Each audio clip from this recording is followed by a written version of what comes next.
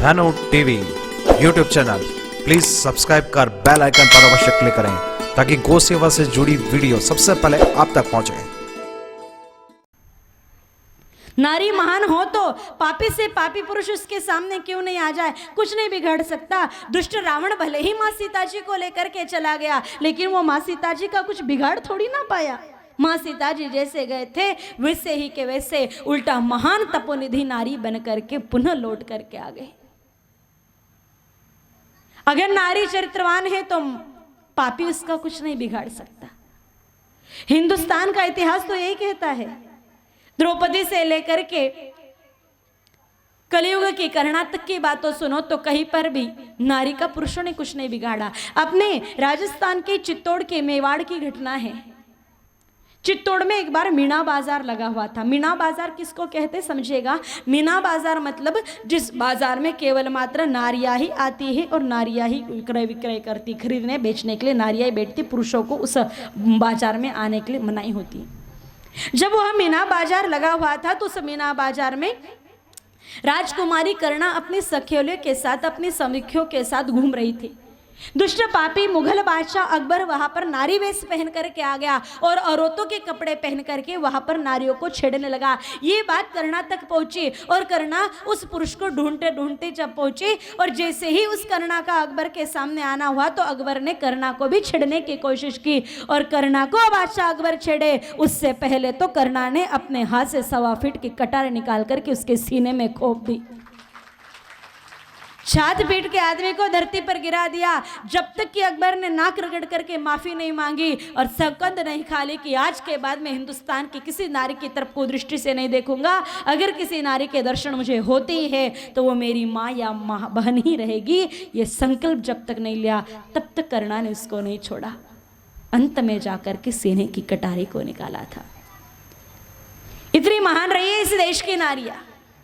लेकिन जहां करुणा जैसी राजकुमारी थी जो स्वतः की रक्षा करने के साथ साथ अपनी बहनों की रक्षा कर लेती थी, जहां सीता माता जैसी परम सती नारी थी जो परदेश जाकर के भी दुष्ट पापियों के शिकंजे में बैठ करके भी अपने पतिव्रत धर्म का पालन बहुत सुव्यवस्थित तरीके से करके जैसी की तैसी बेदाग लौट करके आई थी, उसी हिंदुस्तान के धरती पर आज आए दिन अगर कुकर्म बलात्कार आदि की समस्याएं सुनने को मिल रही है। व्हाट्सएप खोलो, फेसबुक खोलो या फिर न्यूज चैनल, प्रतिदिन इस प्रकार की कोई न कोई अगर समाचार सुनने को मिल रहे तो इसके पीछे कारण क्या है। सामान्यतः जब इस पर चर्चा होती है कहीं पर भी तो दोष पुरुषों को दिया जाता है कि लोग बिगड़ गए, आदमी बिगड़ गए। मैं इस बात का पूर्ण समर्थन नहीं कर सकती क्योंकि ये सच्चाई नहीं है। मैं मान्य करती हूँ कि आज अगर भारत में, हिंदुस्तान में बेटियां सुरक्षित नहीं हैं, औरतों के साथ कभी भी कुछ गलत हो सकता है, उसमें पुरुषों को सारा दोष नहीं दिया जा सकता। इस सब में तो केवल मात्र 20% पुरुषों की गलती हो सकती है, बाकी 80% गलती तो नारियों की ही होती है। थोड़ा सुनने में कष्ट होगा लेकिन सच्चाई कड़वी होती है। सत्य बड़ा कड़वा होता है। सच तो यही है, आजकल फैशन के चक्कर में आकर के बहन बेटियों ने इतने विचित्र विचित्र परिधान पहनना शुरू कर दिया है। स्किन टच पैंट, चाहे फिर वो जींस की हो या और सिंथेटिक की। धर्मसभा में ये बोलना भली बात नहीं है, बड़े बुजुर्ग मेरे सामने बैठे, लेकिन जब अपनी बहन बेटियों ने लज्जा छोड़ी दी है तो फिर अपनों के बीच कुछ बोलने में दिक्कत क्या है।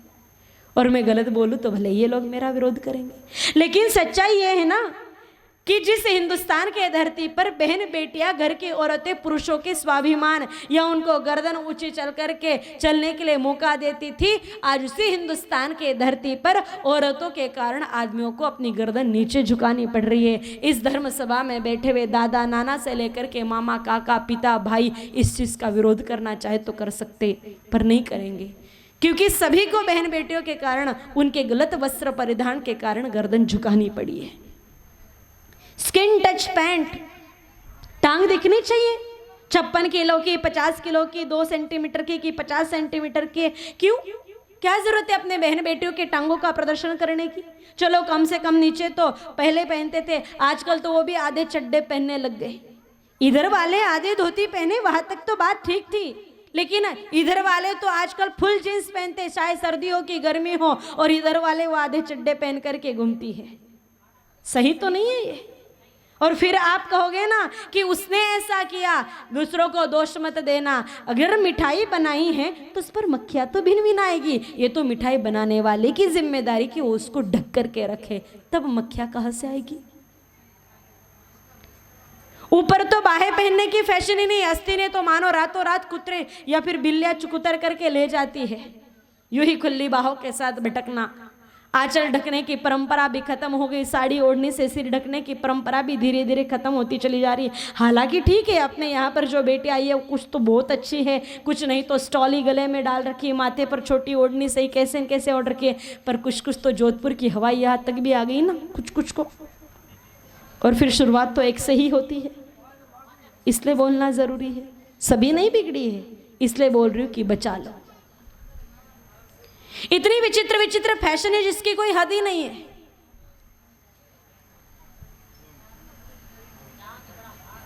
अब मैं ज्यादा बोलूंगी ना तो बड़ा बुरा लग जाएगा, अरे दीदी ये तो आजकल चलता है क्या, बिना आस्तीन के कपड़े पहनना। फिर कुछ कुछ अगर गलती से बड़ी आस्तीन पहन लेना तो उसको भी ऐसे जगह जगह पर काट रखती, मैंने चूहे को उतर करके ले गए हो हवा घुसने के लिए, एयर कंडीशनर है ना।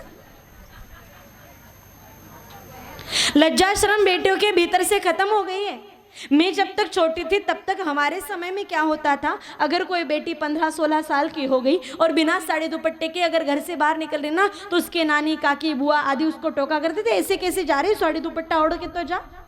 और आज 14-15 साल की बेटियां तो छोड़ो, 22-22 साल की बेटियां भी बिना साड़ी दुपट्टा ओढ़े वो भूतनों की तरह डाकुनों की तरह ऐसे घुमा करके आ जाती है। उल्टा उन बेटियों को देख करके हमें लज्जा शर्म आती है और बाप पर तरस आता है कि इसके बाप या पति के पास अपने बेटी पत्नी के आंचल को ढकने के लिए 2 गज का कपड़ा ही नहीं था क्या। अब मैं अगर ज्यादा बोलूंगी ना आगे तो फिर वो एजुकेटेड इडियट्स, पढ़ी लिखी मूर्ख हमें बताएगी, अरे दीदी इट्स इज अ फैशन। ओहो हो, क्या है फैशन,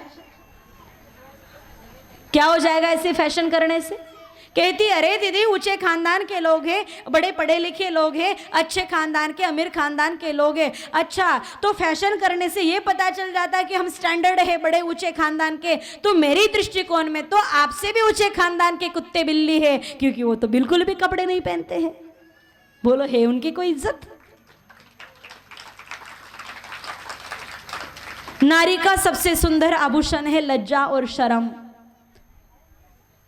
बेटियों के लाज शर्म के बारे में ज़्यादा चर्चा करने की जरूरत नहीं है। और बेटियों को मैं दोष भी इसलिए नहीं दे सकती क्योंकि बेटियां खुद कपड़े खरीदने के लिए नहीं जाती, उसको कपड़े खरीद करके देने वाले उसके अपने ही चाचा मामा या माँ बहन मौसियाँ होती हैं। और अगर वो ऐसे कपड़े पहना रही है तो बेटियों की गलती नहीं, गलती तो माताओं की है। बेटी गलत कपड़ों की मांग कर भी रही तो रोकने के लिए माँ बाप तो है ना, लेकिन माताएं क्यों रोकेगी। आजकल तो हालत ऐसी हो गई है, माताएं खुद ही पीछे का प्लेटफॉर्म खुला रखती है और गलती से साड़ी बांध ली तो वो भी नाभि से 4 इंच नीचे बांधती है। जहां माताएं खुद ऐसी वो अपनी बेटियों को मर जाए तो भी अच्छी शिक्षा नहीं दे सकती। गलती बेटियों में कम और माँ बाप में जाता है। कोई बेटी अगर सादगी से रहना भी चाहे ना तो वो उंगली चुबो करके कहती अरे वो पड़ोसी ने कैसी जीन्स पहन रखी थी, तेरे भी अब की बार वैसी जीन्स लेंगे। बेटी कहती पापा नहीं लेने देंगे, अरे नहीं नहीं लेके आ जाएंगे, पहना ननियाल में पहन लेना। नारी लाख सुंदर हो, साड़ी 17,000 की पहन रखे हो, गहना 8 करोड़ का पहन रखा हो, लेकिन अगर उस नारी की आंखों में लज्जा और शर्म नहीं है तो नारी किसी भूतनी डाकण सुर्पनखा के समान दिखाई देती है। और साड़ी भले ही 4 जगह से फटी हुई हो, लेकिन अगर उस नारी की आंखों में लज्जा और शर्म है तो नारी किसी उमा अंबिका के समान जान पड़ती है। लज्जा नारी का सबसे सुंदर आभूषण है।